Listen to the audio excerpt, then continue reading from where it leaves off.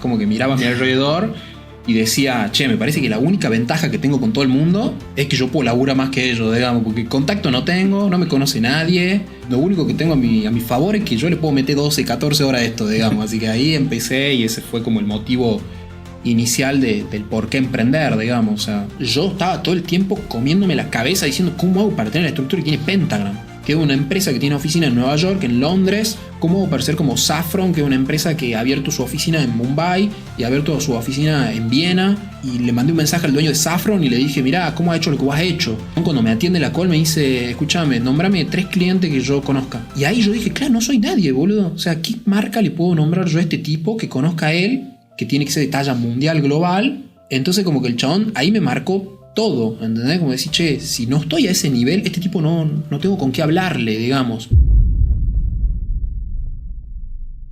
Hola a todos, bienvenidos a este nuevo episodio del podcast. Estamos acá con Ezequiel y con nuestro invitado especial, que ya nos venimos juntando muchísimas veces, pero bueno, se los presento.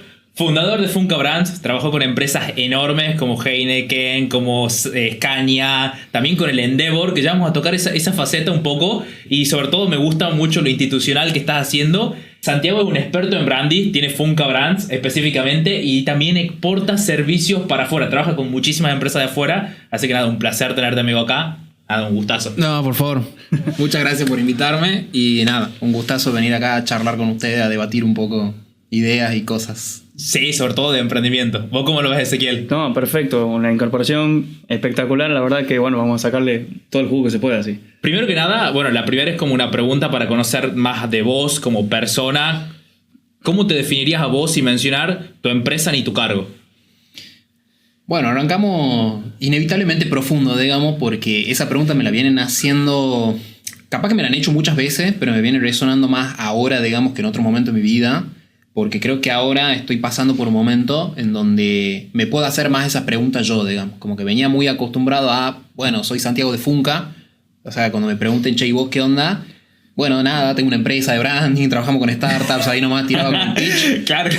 Ahora... Te salió el lado comercial ahí. Sí. En realidad no tanto el lado comercial de decir que era una respuesta en la que yo buscaba como vender, sino era mi identidad. O sea, va más profundo que la cuestión comercial solamente. Yo verdaderamente me sentía identificado con ser Santiago de Funka, el dueño de la empresa y bueno, y ahora he podido como despegarme bastante, digamos, de la empresa y tener como un espacio de poder hacerme esta pregunta de, che, realmente ¿quién soy yo más allá del negocio que he creado, digamos? O sea, porque han quedado olvidados muchos otros aspectos de mi vida en este camino emprendedor.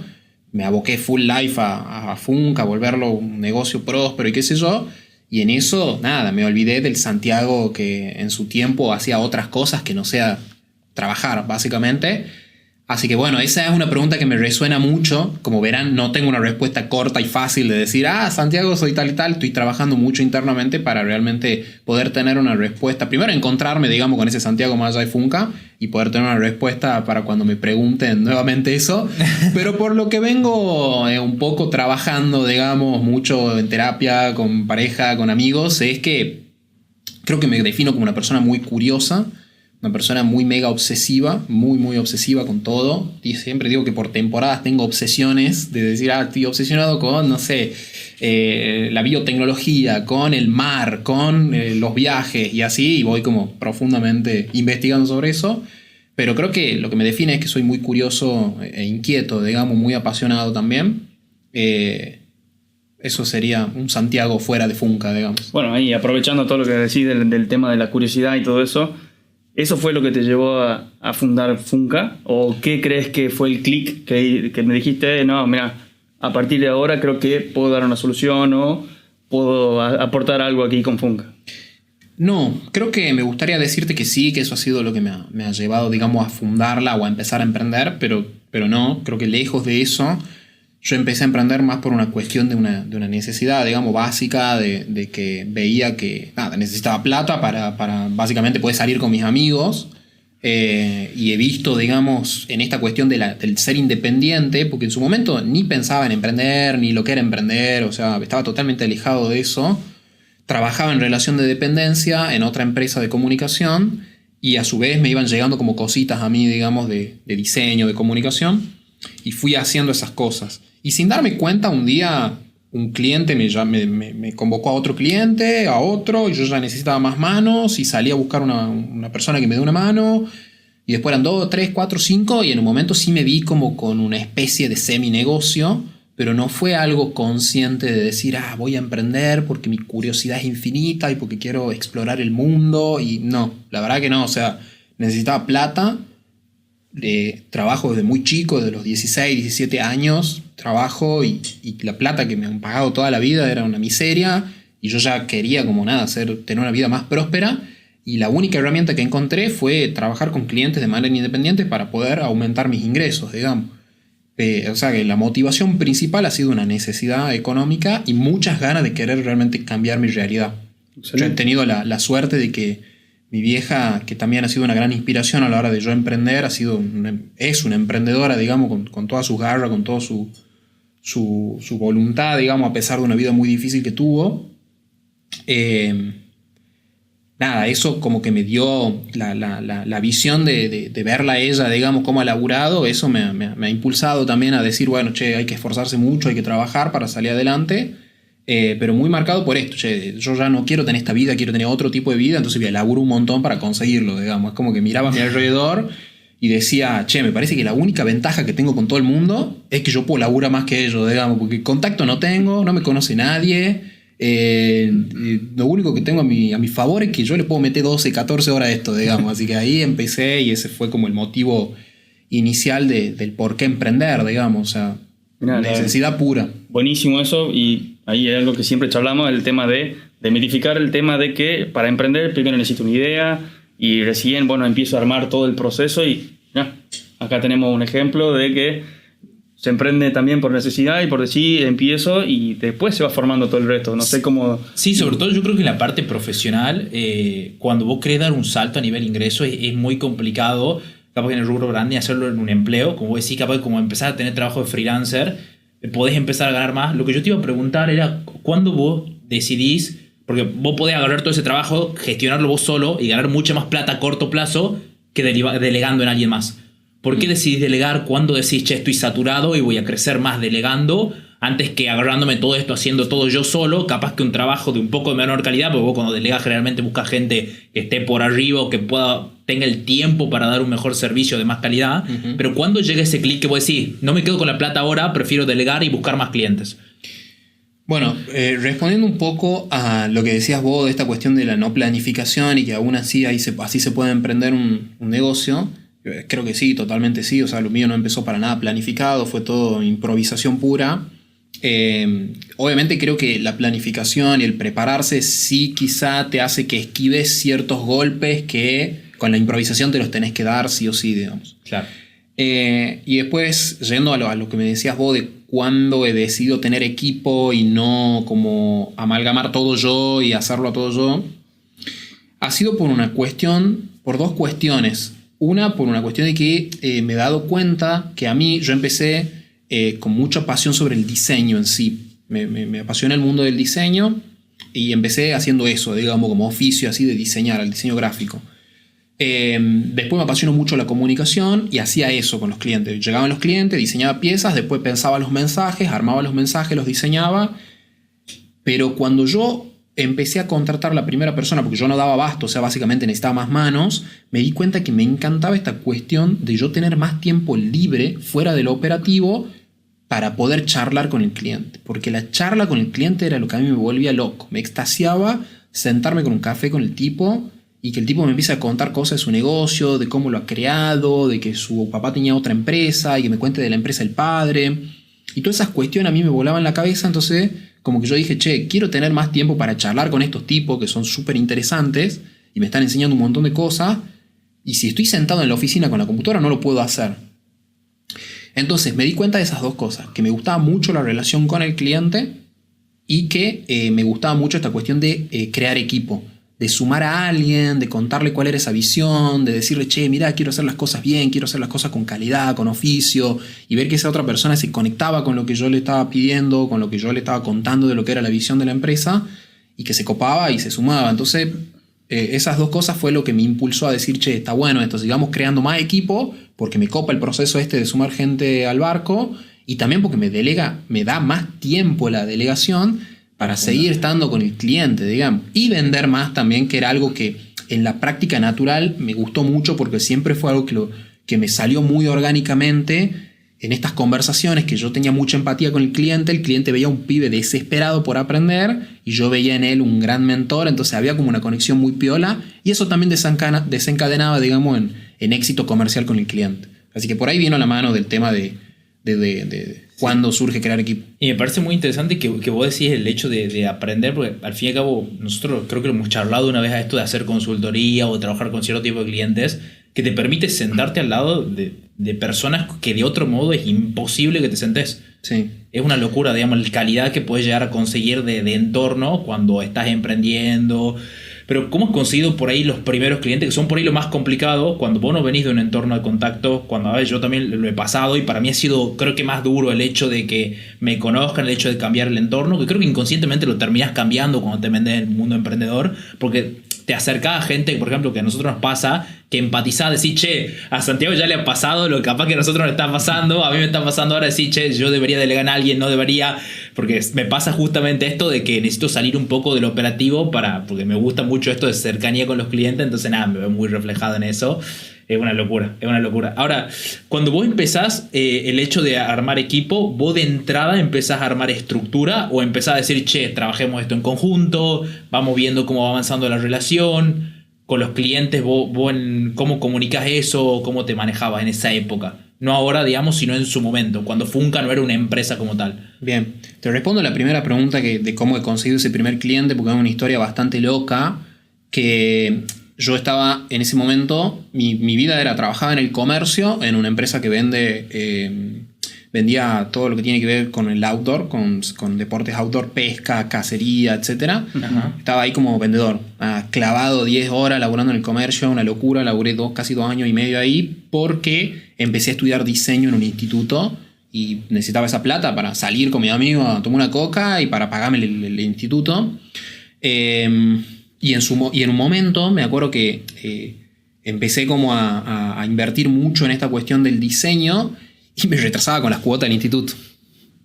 Y en un momento me llaman del instituto la dueña, no sé si la dueña o una de las dueñas, digamos, del instituto, y me dice, che, mirá, te tengo que informar que no vas a poder rendir tal parcial porque nada, no estás pagando, digamos, la cuota. La verdad que yo no tenía la guita en ese momento. Y en ese mismo momento me dice, che, ¿y vos qué estás cursando? Diseño, le digo.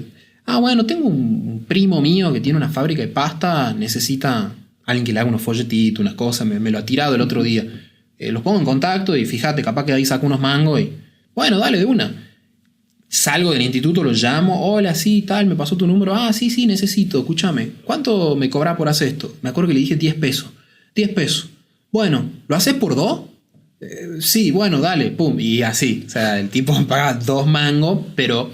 Esa persona como que fue muy clara y me dijo, mira, si vos me laburás bien, yo estoy muy conectado, te voy a presentar a otras personas y te voy a hacer que tengas mejores clientes. Wow. Pero te voy a pagar un mango, me dijo. Exacto, así. Yo dije, bueno, encantado, explóteme, señor. Y así empecé a trabajar y conseguí los otros clientes. Y fue también una persona muy generosa en contarme sobre el negocio. Estaba armando otras cadenas de la fábrica de pastas. Y yo tuve la posibilidad de ir a la cocina, literal, digamos, y que el tipo me diga, mira, esto lo voy a hacer así, voy a pedir este crédito allá. Y también lo que fui viendo fue cómo él iba armando esa estructura y después me metí en empresas más grandes, gracias a este primer cliente, a empresas más grandes en donde yo veía esta cuestión de que había un equipo. O sea, era otra persona la que me pagaba en administración, era otra persona la que llevaba el proyecto por el cual me contrataban, era otro tipo el dueño. Entonces empecé a ver como varios perfiles y digo, che, acá hay algo. Y ahí fue que me empecé a inspirar, digamos, en esta cuestión de, che, tengo que tener estructura para que funcione toda esta cuestión que yo te decía. O sea, imagínate, yo cuando la compañía empieza, yo hacía de todo, desde la factura hasta cobrarle, el diseño, el copy, la publicación, todo. Más que en ese momento hacíamos lo que nos pidas, o sea... Desde un folletito hasta un sitio web, hasta una campaña de email marketing, googleando qué es email marketing y haciéndolo, digamos, me consumía mucho tiempo. Y ahí me di cuenta que si yo formaba estructura, tenía más tiempo libre, tiempo que lo usaba para charlar con el cliente, venderle más cosas y aprender de él, y muy inspirado en las estructuras de los clientes que yo ya tenía. Entonces, como que muy tempranamente me enamoré de esta cuestión de la delegación y también de la estructura. Y como anteriormente dije, soy muy obsesivo y muy apasionado, medio que me obsesioné un montón con entender cómo era el ADN de la estructura de la empresa de servicio. Wow. Y pasé muchos días, noches y tardes consumiendo una cantidad de contenido infernal sobre cómo eran las estructuras de las empresas que a mí me parecían copadas, digamos, de servicios, de branding en aquel momento. Entonces iba, no sé, ¿cuál es la empresa top 1 en Londres? Tal. Bueno, ¿y quién es el director? ¿Y qué hace un director creativo? ¿Y qué hace un project manager? Cosa que voy a decir, ¿qué tiene que ver esto con diseñar? ¿Qué tiene que ver esto con...?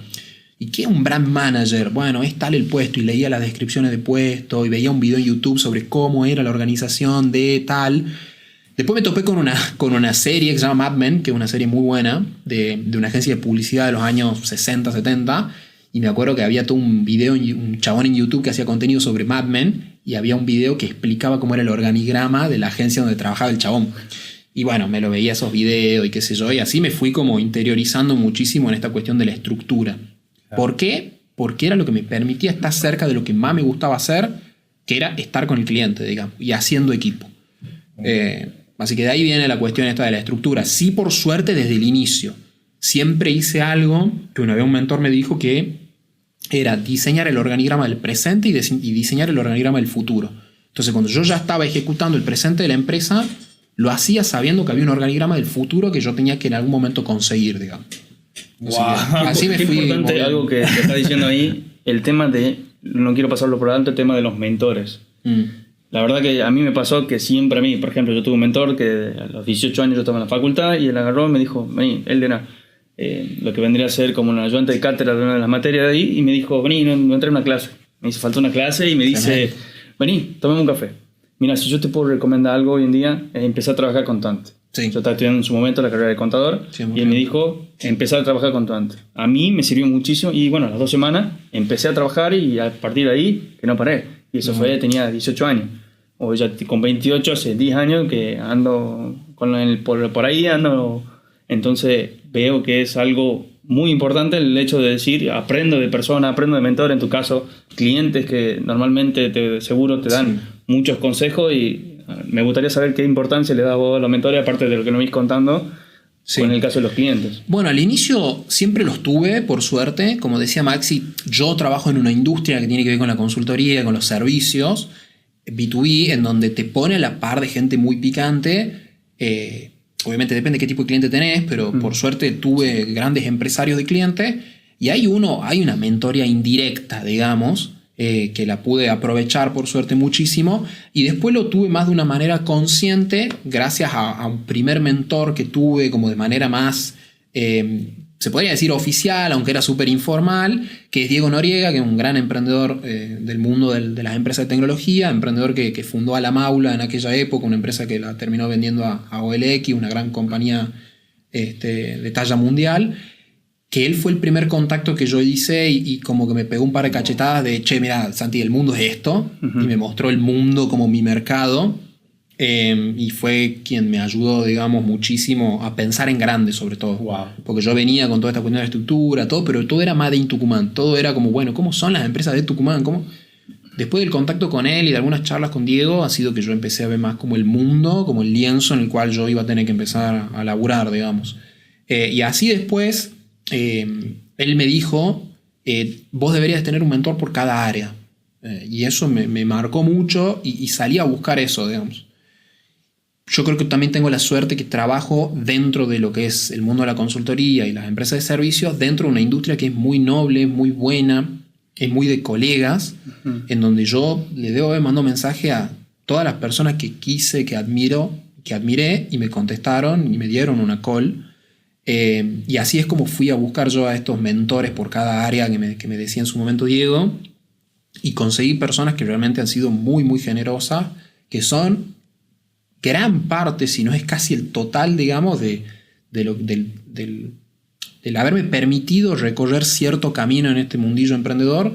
Es gracias a que esas personas han estado ayudándome a validar ideas, a salir adelante en momentos difíciles, o a contarme sin problema alguno, digamos, cuáles eran las cosas que han hecho ellos, digamos, para estar en donde estaban. siempre como que yo miré y dije, che, a ver, no sé, en la parte comercial, ¿quién es la empresa que está 10 años adelante de la mía? Tal, bueno, le mando un mensaje y me tiro un lance a ver si me da pelota, digamos. Y me pasó y tuve, nada, grandes personas de la industria que son referentes, digamos, a nivel mundial, con los que pude charlar, de acá, de Estados Unidos, de Inglaterra, de todos lados, digamos. La verdad que tuve la suerte de ponerme en contacto con gente de todo el mundo y que me compartan en una call. O 2, o 3, o 10. O sea, siempre han sido muy generosas. Pero la potencia que hay en una charla de esas, en media hora que tengas, 20 minutos, es increíble. Es un máster hecho una call, digamos. Y con el tiempo también fui aprendiendo a ser mentoreado, porque uno antes iba, y yo me acuerdo que los primeros mentores iba y estaba media hora haciéndole una pregunta. Después me dijeron como, che, venite la próxima con 3 bullets muy claros, preguntas muy concisas, si usamos bien el tiempo. Fui aprendiendo a cómo era la mejor manera, digamos, porque sobre todo esta gente es gente que tiene una agenda muy llena, sí. y fui ahí como puliéndolo a eso. Pero para mí fue clave, hasta el día de hoy lo sigo teniendo y lo tendré hasta que, no sé, me deje de aportar valor. Pero para mí es fundamental, digamos. Bueno, como decís, es un máster de negocio de la calle, digamos, por así decirlo. Sí, y de la vida muchas veces, ¿no? Porque... Sí. Combinás ambas cosas, digamos. Sí, sobre todo cuando estás emprendiendo, que básicamente tu empresa o tu proyecto pasa a ser tu vida, digamos. Uh-huh. Bueno, que a vos te pasó también al comienzo, que vos me decías te cuesta mucho separar tu vida personal, como estás tan obsesionado con hacer de que crezca lo máximo que pueda crecer, y vos sobre todo con el enfoque internacional, nada, es como llevarlo a otro nivel. A mí me gusta mucho el enfoque internacional que vos tenés, porque como que nada, ¿por qué deberías tenerlo? O sea, ¿de dónde sale ese planteo? Si bien te has juntado con Diego, que él te dice de che, pensar internacional, pero decís, bueno, quiero internacional, ¿qué hago? La posibilidad de internacionalizar viene también de esta cuestión de la necesidad. O sea, sí. No sé si es que yo tengo ahí que charlar con Freud qué onda con la necesidad, pero viene marcado todo, mis decisiones, digamos, como emprendedor, vienen marcado de eso. Cuando nosotros decidimos internacionalizar tiene que ver porque necesitábamos más plata, básicamente. O sea, yo miraba para atrás y veía un equipo medio chueco, con muchas necesidades, mejores salarios, etc. Y el precio que yo quería vender localmente, digamos, hablando de Argentina, no era un precio competitivo que a mí me permita tener la empresa que yo quería tener, digamos, ¿no? O sea, yo siempre he tratado de, cosa que es muy difícil, pero de decir, che, yo quiero que esto sea un éxito, si también es un éxito para otras personas, en lo que la palabra éxito signifique para cada uno de esos jugadores, sí. Digamos, pero no me gusta esa cuestión de, bueno, hago una empresa y la termino pegando yo y chau. No, que cada uno tenga su recompensa, digamos, por el laburo que hace en medida del laburo que haga. Pero ha venido marcada la necesidad. Che, necesito más guita para poder tener una mejor empresa, para poder tener en su momento una mejor oficina, para poder pagar mejores salarios, para poder pagar ciertas herramientas, para poder viajar y conseguir mejores clientes, capacitarnos, etc. Y nada, hemos visto que el mercado de Argentina era muy difícil y empezamos, digamos, a aprovechar posibilidades que nos cayeron de manera internacional, capitalizarlo a lo máximo posible y armar estrategias muy contundentes para poder seguir expandiéndonos, digamos, de manera global. Pero no ha sido tampoco una cosa que un día la hemos analizado y hemos dicho, vamos a internacionalizar porque nos gusta el desafío. No, después nos enamoramos del desafío, todo el equipo, de decir, che, está bueno porque esto, somos todos unos locos obsesivos del laburo, que nos gusta la calidad.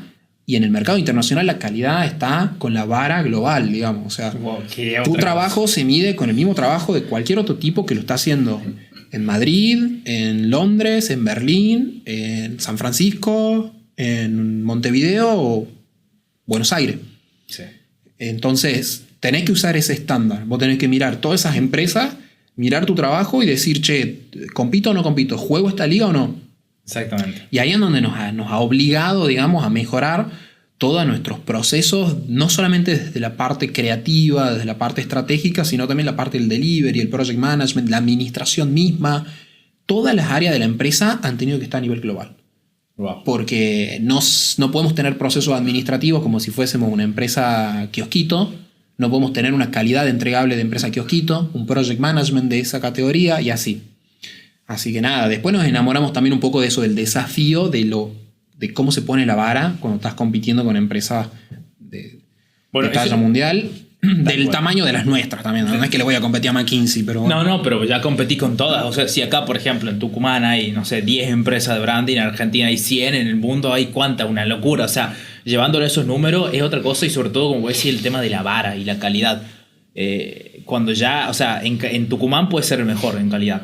En Argentina puede llegar a ser mejor en calidad, pero a nivel internacional es mucho más complicado. O sea, la vara se eleva cada vez más, mientras más amplio por ahí el radar, entre comillas, llamándole.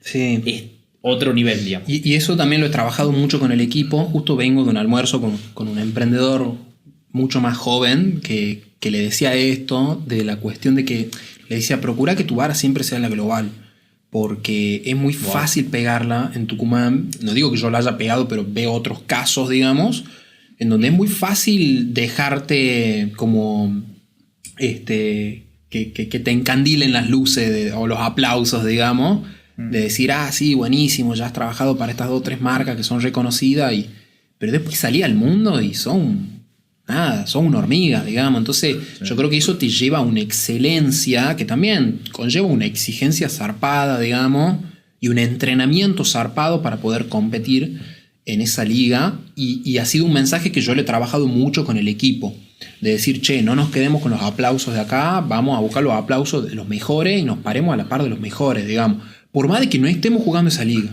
La concentración que teníamos nosotros como equipo, así como concentran los equipos deportivos, era, che, nosotros estamos por salir a este partido y esto es la Champions League, el Mundial de todo el mundo, digamos. O sea, no estamos por jugar en la B. Por más de que estábamos jugando en la B, digamos, estábamos haciendo capaz que el branding de la startup recién nacida de acá, nosotros mentalmente estábamos diciendo, che, nosotros estamos por hacer el rebranding de Amazon, ¿entendés? Claro, nuestra mentalidad fue esa, así, con esa tenacidad y con ese entrenamiento también, y el entregable era ese también. Te hemos preparado para cuando nos llegue. Siempre fue ese, digamos, como un poco el mensaje que yo trato de decirlo al equipo, y que nada, lo tomo muy bien siempre.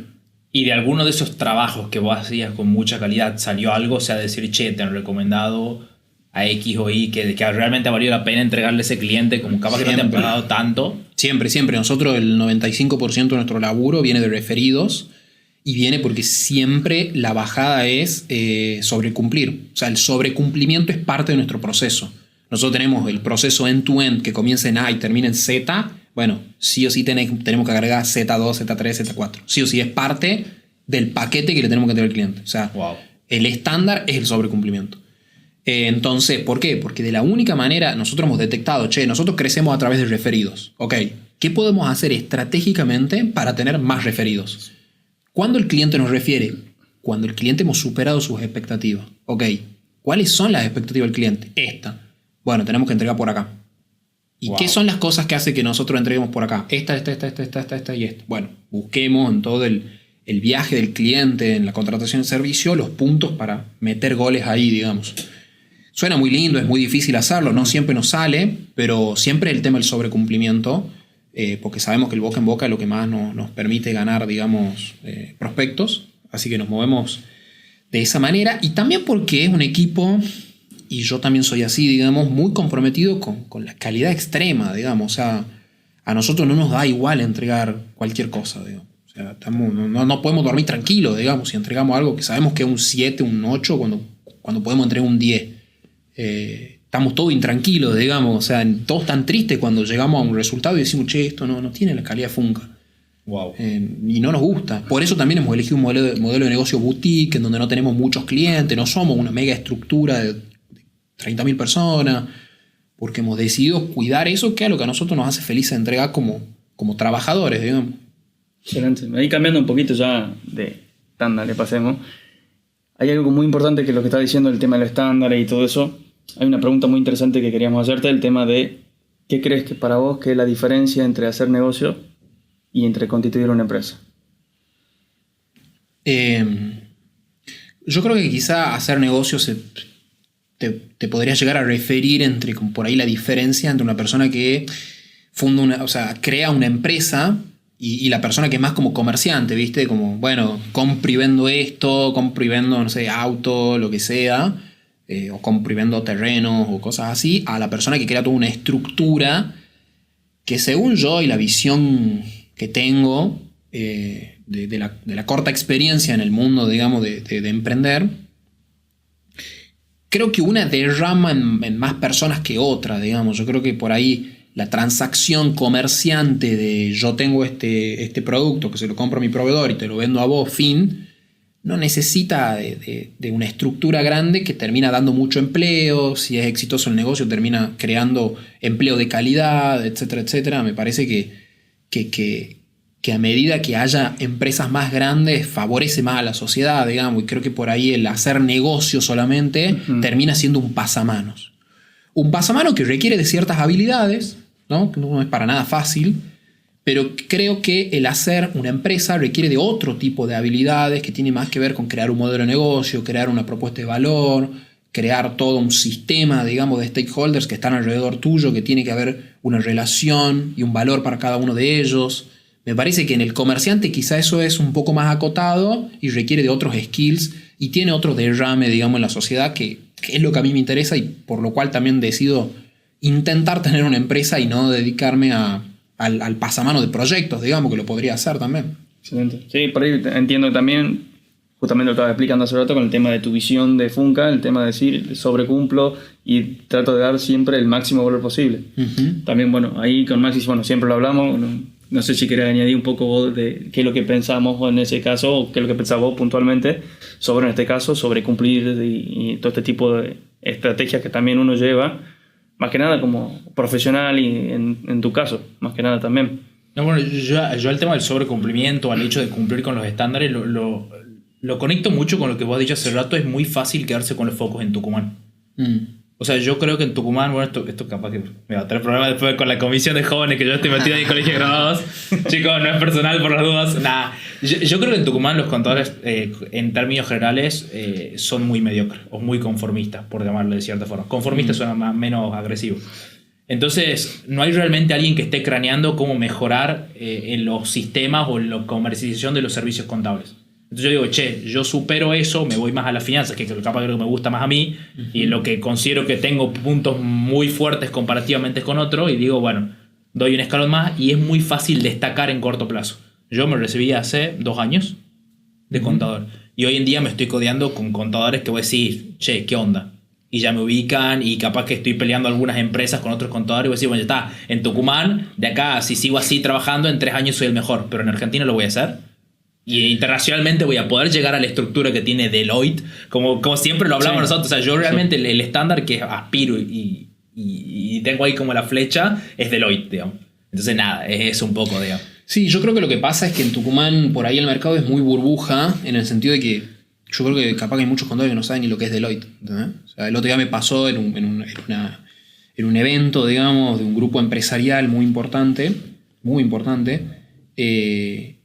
Nada, han nombrado una de estas compañías a nivel internacional que todo el mundo debería de conocer si te dedicas a tener una empresa y no conocían cuál era la empresa, ¿entendés? Como decir, claro. O sea, ¿en serio trabajás de esto y no sabes lo que es Deloitte? ¿No sabes lo que es KPMG? ¿No sabes lo que es Ernst & Young? McKinsey, etcétera. No. Y no, ¿por qué? Porque en Tucumán hay una burbuja, digamos, y hay 5 estudios que son más o menos grandecitos. Y chao, y muero ahí. Y ahí ya puedo ganar un buen... O sea, nada, o teniendo yo clientes gano una buena guita y termina ahí, digamos. Exactamente. Yo creo que hay una especie de... Mi visión, digamos... por lo que veo de que estuve muy metido, digamos, en ciertos ecosistemas, digamos, de gente que tiene negocio, hay una visión muy como conformista, digamos, en el hecho de que, bueno, si me aplauden estos 20 tipos que son con los que yo me la estaba midiendo, y yo ya tengo mi casa, que es más grande que la de mi vecino, y tengo 2 autos, tengo un auto más que el de aquel, y me voy de vacaciones y viajo una vez al exterior, ya está. Fin, digamos, o sea, soy es como el sueño americano, bueno, el sueño tucumano, sería ese.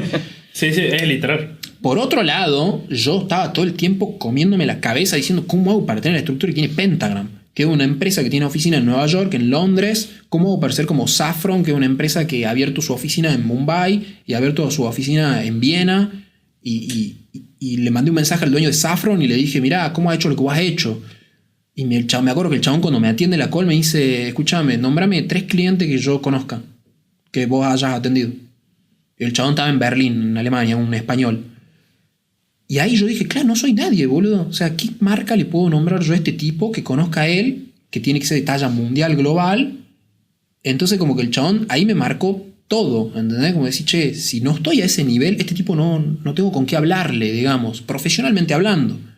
Como buena persona que era, me ha dado un espacio para charlar, pero ahí fue como, esa medición fue la que me challengeó a mí y dije, listo, yo quiero después el día de mañana caerle a la oficina de este tipo y decir, mira, yo soy Santiago y trabajo para tal y tal. Y ese tal tenían que ser marcas de relevancia internacional. Por eso, vos decís, ya me conocen estos 4 y ya me saludan y ya le estoy peleando un cliente a tal. Bueno, pero ¿qué cliente? ¿Y quiénes son esos 4? ¿Esos 4 es el CFO de Coca-Cola Company o es el gerente administrativo de Pepito SRL, digamos? Yo quiero hablar con el CFO de Coca-Cola Company. No quiero hablar con el otro. ¿Por qué? Porque simplemente me parece que hay desafíos más atractivos para lo que a mí me gusta hacer en la vida, el estar y poderle hablar de tú a tú al CFO de Coca-Cola Company. Porque, como te digo, el tipo de conversación que me gusta tener a mí, el tipo de desafío que me gusta tener a mí, habrá quienes se conforman y se sienten muy bien teniendo desafíos con otro tipo de empresas, digamos. Pero eso te termina definiendo todo. Y sobre todo, ¿dónde colocas vos el punto? Porque yo creo que uno siempre dice, yo quiero ser como tal, digamos. Y ahí está bien, vos tenés de referencia a Deloitte. Sí. Bueno, tienes 60 oficinas en todo el mundo, tenés un trabajo largo, digamos. Sí, pero bueno, acá yo creo que hacen falta sueños más grandes. Yo me siento tengo muchos amigos que son emprendedores y les digo, ¿qué querés hacer? ¿Qué impacto querés generar? ¿Qué sueño tenés? Y me dicen, quiero vivir tranquilo. Porque también Argentina es un lugar muy hostil, digamos, sí. Y Tucumán es un lugar muy hostil, sobre todo para hacer negocio. Pero nadie te va a decir, yo quiero ser Deloitte. Nadie te dice eso. Yo no conozco a nadie, conozco muchos contadores y conozco muchos amigos que tienen estudios contables potentes. Nadie te va a decir eso. A lo sumo te van a decir, quiero ser la empresa más grande del NOA. ¿Por qué no de Argentina? ¿Por qué no ganarle los clientes al de Buenos Aires? ¿Por qué? ¿Por qué siempre tienen que venir los de Buenos Aires y llevarse los mejores negocios de acá? ¿Qué tiene? ¿Cuál es el que? O sea, nos challengeemos más y vamos a por todo, digamos. O sea, me parece que termina siendo más jugoso esa apuesta, digamos. Vamos por todo, vamos, toda Argentina y después toda Latinoamérica y así. Después te das cuenta que el mundo es un pañuelo y a mí mi cliente de México me refiere con uno de Chile con uno de Brasil y todos se conocen entre todos y estamos hablando de 5 países, digamos. O sea, qué locura. Pero hay algo también que dice Freddy Vega de Platzi, que dice el dolor que conlleva emprender algo chico, algo grande es el mismo. No hay un dolor mayor, no hay un estrés mayor. Entonces vos estás atravesando un camino muy doloroso de emprender para tener tu estudio contable de 5 personas, es el mismo dolor que vas a tener al emprender y querer ser un Deloitte. Wow. Yo considero que es así, porque yo, cómo sufría y cómo estaba estresado y las angustias que las tenía acá en el coso y no, hay veces que me acuerdo que no podía ni dormir y me despertaba así angustiado, llorando.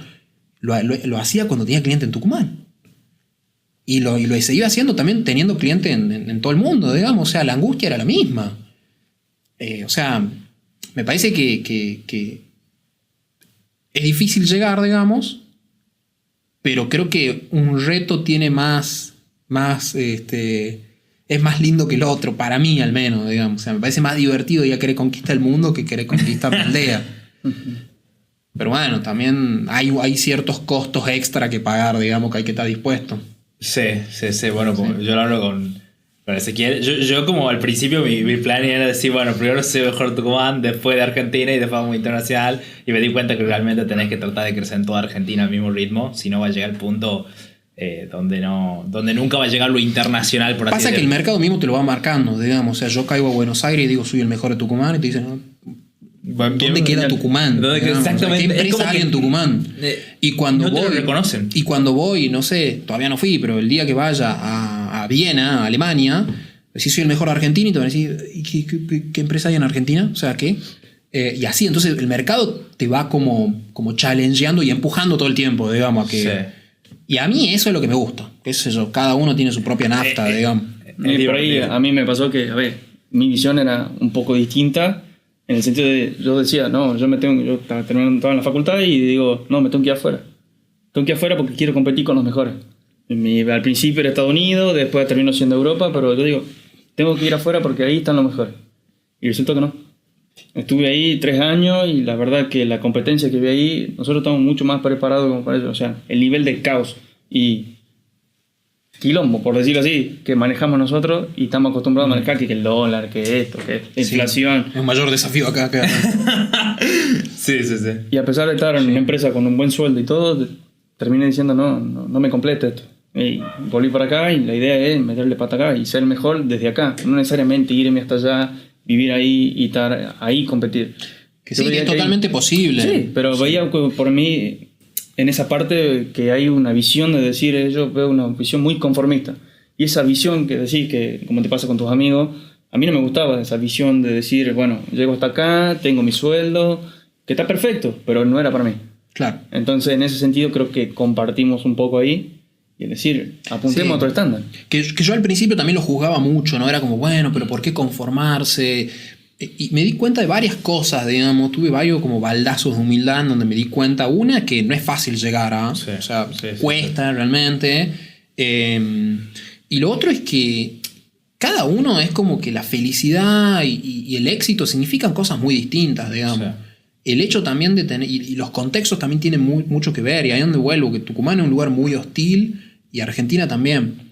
Pero después me di cuenta también que todo vale. O sea... Yo creo que al fin y al cabo lo que uno más quiere es ser feliz, ser exitoso con lo que el éxito para cada uno signifique, y para algunos significará tener una empresa multinacional y para otros significará pasar tiempo con su familia, su esposa y su hijo el fin de semana, digamos. Creo que todo es válido, entonces como que dejé también de decir, bueno, porque no tiene una empresa que tenga muchas sucursales o exporte, no merece decir que es exitoso. No, es recontra exitoso. Y es mucho más exitoso que yo y que quizás muchos que están ahí dándole vuelta al mundo, vendiendo, porque nada, lo vale y muchísimo también, digamos. Y me parece que es muy subjetivo y es muy personal de cada uno. Sí. Como decís vos te has dado cuenta que no era para vos. Yo me di cuenta de lo mismo. Ese no es mi juego, digamos. Mi juego es todo el tiempo estar desafiándome y subir los estándares, porque a mí me entretiene eso, digamos. Es como que me hace sentir vivo. Pero lo otro también está bien, realmente está bien, digamos.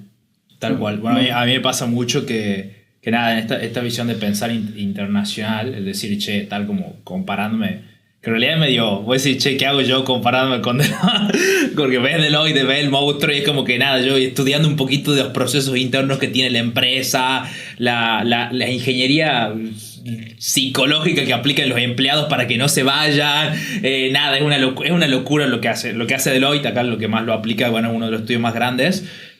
Pero hay días que vos decís, bueno, es posible compararte, es posible que algún día llegue, o capaz que no, pero bueno, de última, quedarme a mitad de camino y no quedarme con la espinita esa clavada de no lo intenté.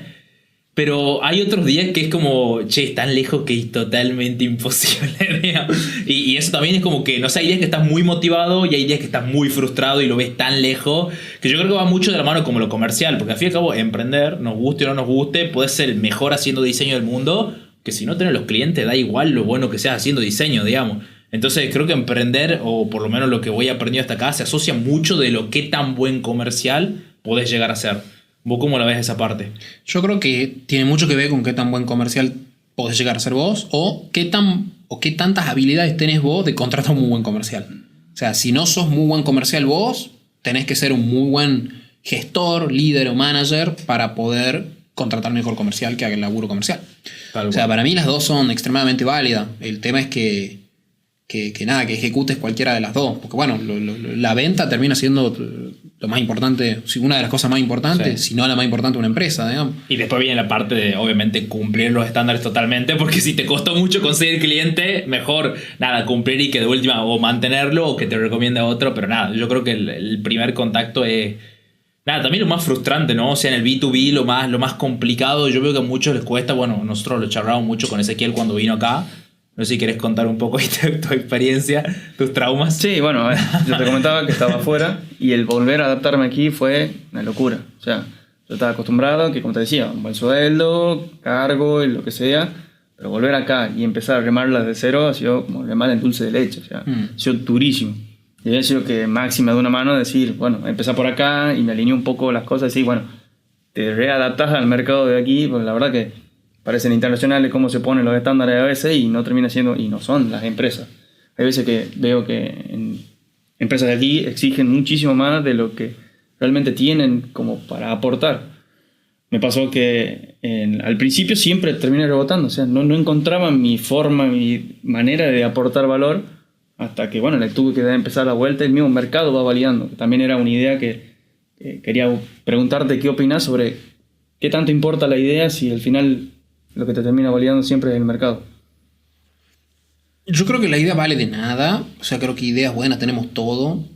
Siempre, nada, se te ocurre algo, ¿viste? Che, estaría bueno comprar esto acá, vender, poner un precio, marcarle tanto y salgo con la camioneta y lo ves, o de lo que sea, digamos, una startup. Me parece que lo que importa es realmente tener la disciplina, el know-how de la ejecución. O sea, una buena idea muy mal ejecutada no existen. Entonces, me parece que sí tiene una importancia el hecho de poder darle forma a algo de negocio, pero creo que lo que termina valiendo muchísimo termina siendo cómo ejecutar eso, cómo tener la habilidad de poder ir pivotando a medida que el mercado te va dando feedback y vos vas como transformando ese MVP todo el tiempo. Y esto aplica para todos los rubros, digamos, no solamente para tecnología. Creo que eso es lo que más vale a la hora de desarrollar, digamos, un negocio. Cómo te vas moldeando y siguiendo, digamos, lo que el mercado te va dictando de esa hipótesis de idea que vos tenías. Claro, como decía al principio hacías todo y después lo fuiste perfeccionando hasta claro, llegar a medida que iba viendo cómo yo macheaba lo que era lo que yo más sabía hacer o lo que más me gustaba hacer con las necesidades mismas del mercado, con las necesidades que yo tenía como compañía, viendo cómo encajaba eso, fui transformando, digamos, el Funka inicial, full service, a una empresa mucho más boutique de nicho que solamente hace branding para startups, B2B, en LATAM. Pasaron mucho tiempo, pasó mucha agua bajo el puente, digamos, pasó 7 años para poder llegar a tener como ese perfil, pero ha sido eso, todo el tiempo estar iterando con el mercado, validando con el mismo cliente.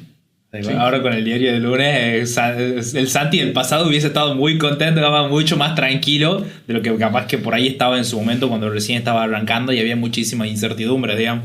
Sí, no hubiese cambiado nada, ¿eh? O sea, hoy me encanta el camino que he recorrido, ha sido un camino con muchas alegrías realmente, o sea, he vivido experiencias únicas que nunca en mi vida me hubiese imaginado vivir, como también angustias que no tenían fin, digamos, o sea, días que vos decías, boludo, ¿cuándo termina esto? O sea, y lo hemos vivido mucho con el equipo también, o sea, de momentos en donde vos decías, che, boludo, ¿cuándo nos dejan de pegar? O sea, boludo, hace semanas enteras que todos los días son pálidas.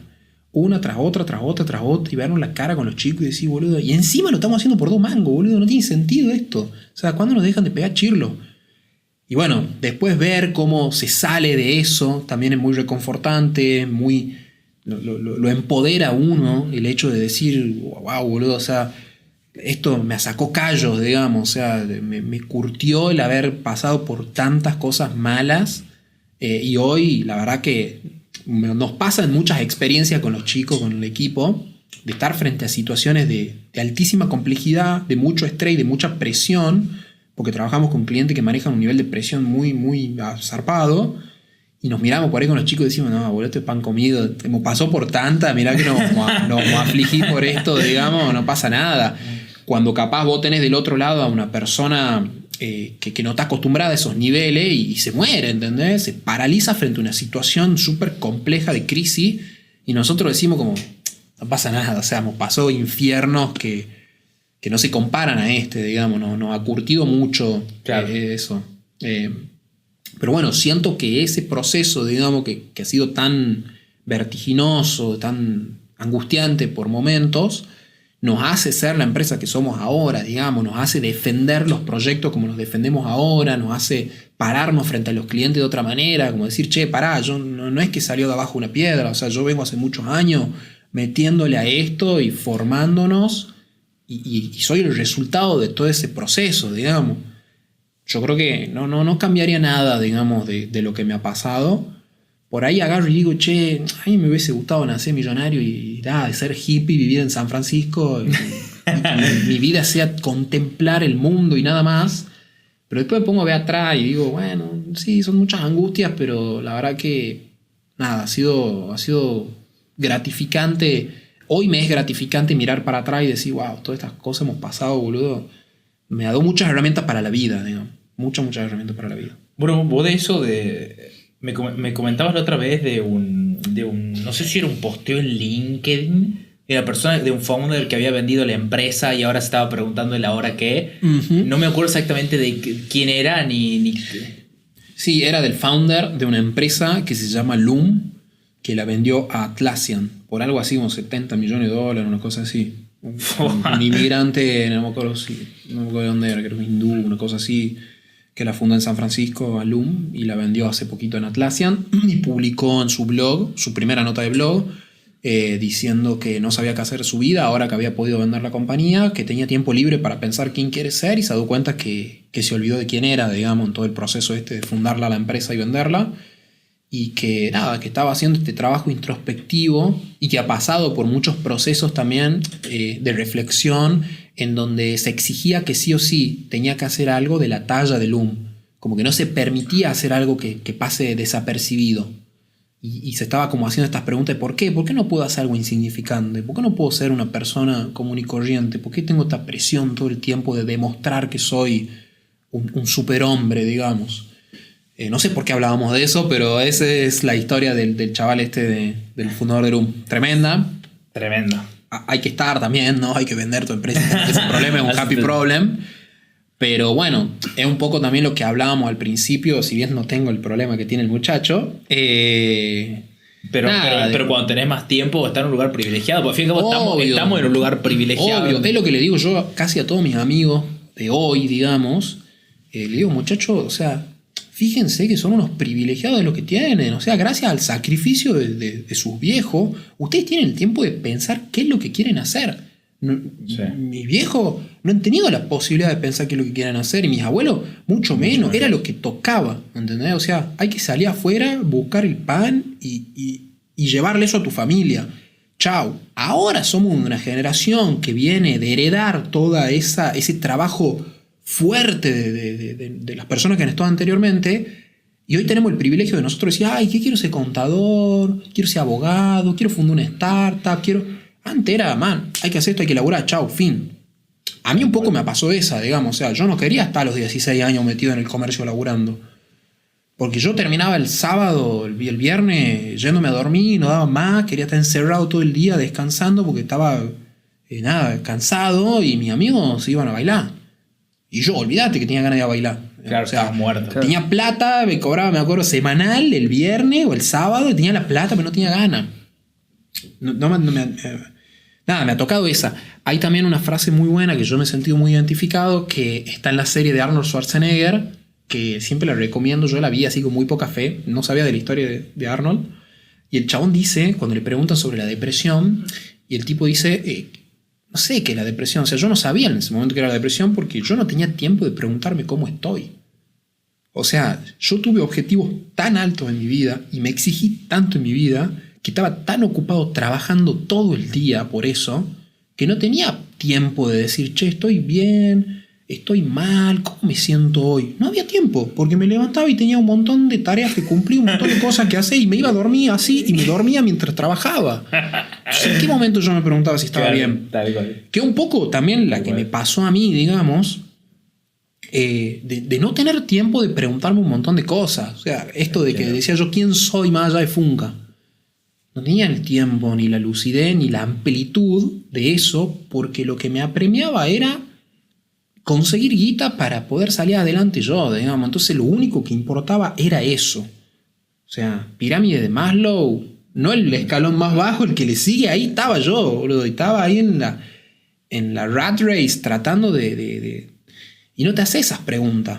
Ahora, después todo te estalla, ¿no? O sea, yo en el momento en el que pude desprenderme un poco de la operación de la compañía, es como que me empezó a llenar de preguntas y de cosas no resueltas que tenía en mi vida, que ha sido un trabajo de introspección, de terapia, gente que me ayudó muchísimo a poder darle respuesta o resolver un montón de incógnitas que yo había dejado bajo la alfombra por el hecho de que lo más importante era hacer que la empresa llegue a ganar un mango, digamos. No sé si querés que antes, para la última parte, toquemos el tema un poco del esfuerzo. y para fundar una empresa, porque si no yo vi hacer hincapié esto porque esto está tocando mis puntos ahora, entonces aproveché y pregunté. Me voy con 1000 preguntas de acá. Aproveché y pregunté. No, vamos con la parte de esfuerzo, porque acá creo que aumenta la parte de los traumas que nada, esto literalmente es una batalla que yo creo que voy a tener acá, ojalá bienvenida sea de acá a un tiempo, pero sí, o sea, nada, capaz que yo al principio era la pregunta cuando empecé a emprender, que yo realmente empecé en noviembre del año pasado, o sea, hace casi un año.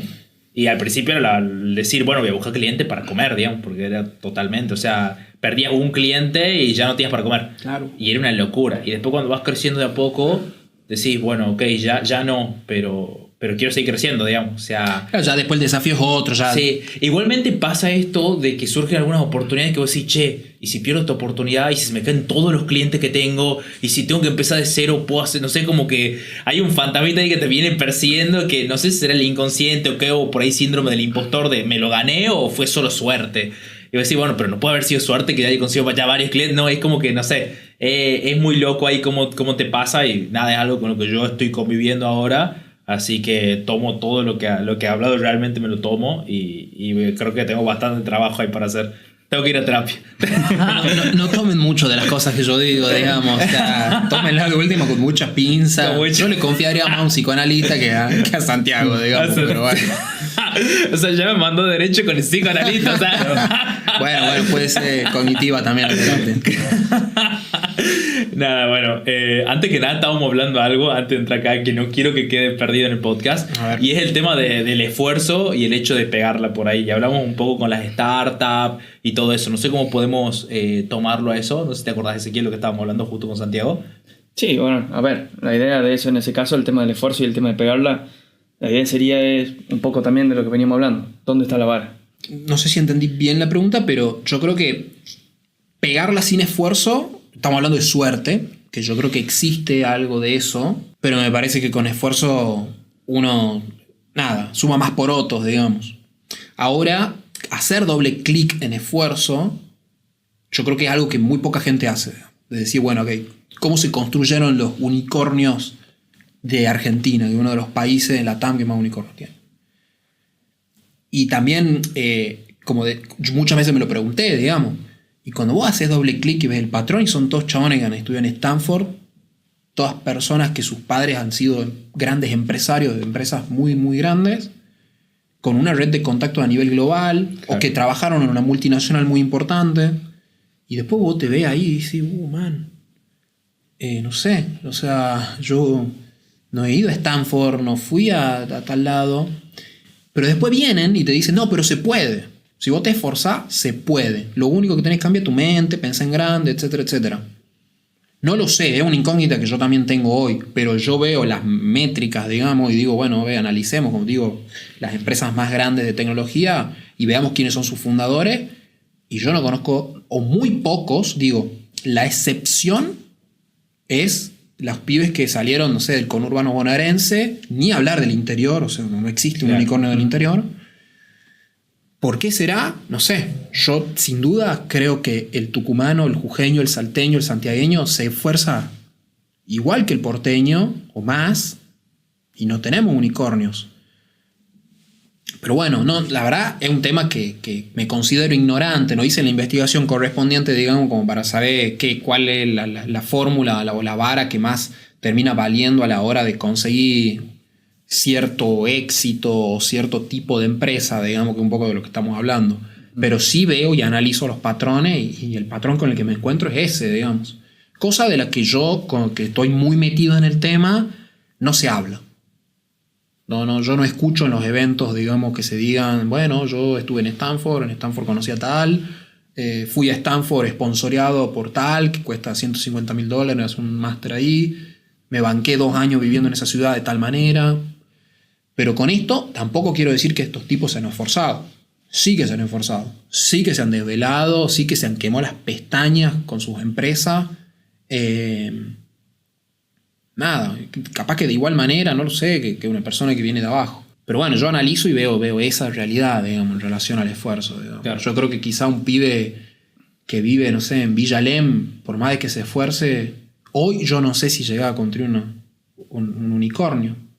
Ojalá, no lo conozco, digamos. Tal cual. Bueno, no sé si querés concluir vos alguna idea, Ezequiel, antes de... Sí, a ver, a mí lo más importante que me queda, que está muy bueno que lo resaltemos más que nada también para el público emprendedor, es el tema de las varas, el tema de los esfuerzos que están haciendo, el tema de que también apuntemos un estándar más alto, el famoso, como nos decían en el colegio, apunta al 10 y 6 te vas acá. ¿Entendés? Entonces, apuntemos siempre. Que lo recalcaba mucho. Siempre apuntemos más alto porque si no apuntamos para el 6 y no vamos a llegar muy lejos, que digamos. Y tal cual como decía, a ver, mientras me lo decías me iba haciendo un poco de clic y digo, son totalmente distintos los escalones en lo que uno piensa. Si bien podemos hablar un poco de la pirámide de Maslow, ellos capaz que tengan unas subdivisiones de abajo, o sea, no le alcanza el tiempo para llegar a aprender todo lo que tienen que aprender, para decir, bueno, pienso ya en una startup, pienso en un unicornio. En cambio ellos como que, es como, no sé, me voy a poner muy filosófico, pero sí hay una frase de Platón que dice que él llegó a ser lo que era porque empezó de nombre de gigante. Entonces es eso también un poco, creo que se resume la forma de verlo. Sí. Es decir, yo empiezo desde este nivel y bueno, ya de punto para arriba. Y normalmente sí, coincide y los datos dicen también un poco sobre eso, sobre que empiezan de una forma distinta y en un camino totalmente distinto. Capaz que por una autopista, si le podemos decir de alguna forma, van más rápido. Bueno, nada, para mí ha sido un placer. No, un espectáculo tenerte, la verdad. Sí, muy buena charla, la verdad. Bueno, me dejó con un par de traumas nomás. Así que, no le voy a cobrar por los traumas. Después le pido una cometa al psicólogo. Claro. Nada. Así que bueno, sí. Nada, un placer tenerlo acá. Nada, Ezequiel, que está siempre, digamos, así que nada, ya nos estamos viendo. Pero Ezequiel ya prácticamente creo que nos vemos más que Ezequiel con la novia. Seguro. Y nada, Santiago siempre, bueno, nosotros charlamos bastante seguido, así que siempre un placer charlar con vos, amigo. Creo que hemos traído todos los temas que quería compactar en este momento, porque nada, me parece muy interesante la visión que tenés en muchas cuestiones, así que nada, un placer tenerte acá. Bueno, muchísimas gracias por invitarme. No sé si estuvo bien lo que hablé o no, espero que les sirva. Cancelado por Twitter. Pero bueno, nada, un placer, digamos, estar y compartir esta charla con ustedes. Nada, bueno. A la gente que está viendo esto, nos vemos en la próxima semana con otro episodio, así que nada, muchas gracias por ver y eso, síganos en las redes, todas esas cuestiones y nada, nos estamos viendo. Chao.